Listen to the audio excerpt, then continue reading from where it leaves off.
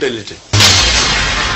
Doctor صاحب تقلید کے تعلق سے کیا فرمائیں گے آپ؟ تو تقلید کے معنی کیا امپورٹنٹ ہے واپس سے. کیوں میں کہتا ہوں تقلید لوگ کہتے ہیں کہ آنکھ بند کر کے ماننا، جیسے تقلید کہتے ہیں، یہ تو ایک عام ڈیفینیشن ہے. لیکن میں یہ کہتا ہوں کہ اگر آپ کو کس پہ بھروسہ ہے، مثال کے طور کے اوپر آپ جاتے ڈاکٹر کے پاس، وہ دوا دیتا، آپ مان کے دوا لے لیتے. تو ایک چیز ہے کہ تقلید کے معنی آنکھ بند، ایکچوئل تقلید عربی لفظ سے آتا ہے کہ مثال کے طور کے اوپر آپ اگر کوئی جانور کو کوئی رسی دے کے کھینچتے، وہ قلادہ یعنی اس سے آتا ہے. لیکن عام معنی ہے کہ آنکھ بند کر کر ماننا.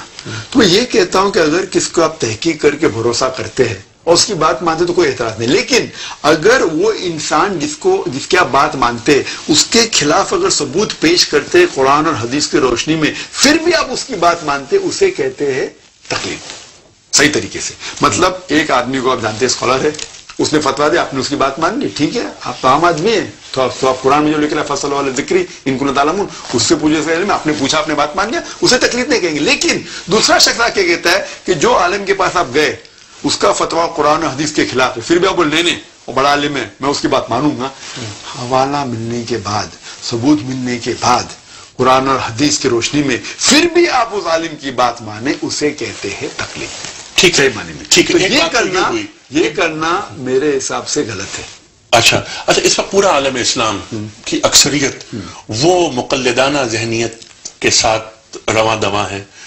آپ یہ فرمائیے کہ اس مقلدانہ ذہنیت نے دین کو فائدہ پہنچایا ہے یا نقصان؟ نقصان پہنچایا میرے حساب سے. نقصان پہنچایا، زیادہ نقصان پہنچایا. اچھا.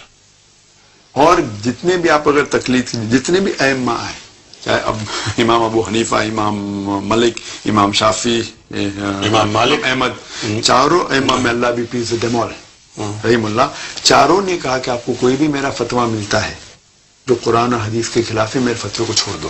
یہ لوگ ہم ان کی عزت کرتے ہیں، بڑے ائمہ تھے، وہ ویری نالجبل.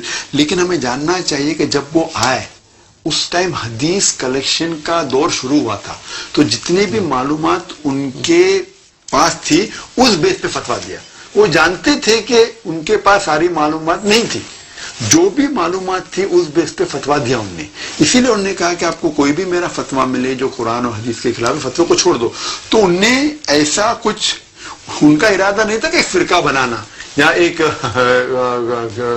گروہ بنانا، لیکن انہوں نے فتویٰ دیے. تو اسی لیے میں کہتا ہوں کہ میں پریکٹس کے اندر اگر ابو حنیفہ، امام ابو حنیفہ نے کچھ کہا، رحم اللہ مثال کے طور پہ انہوں نے کہا کہ جب آپ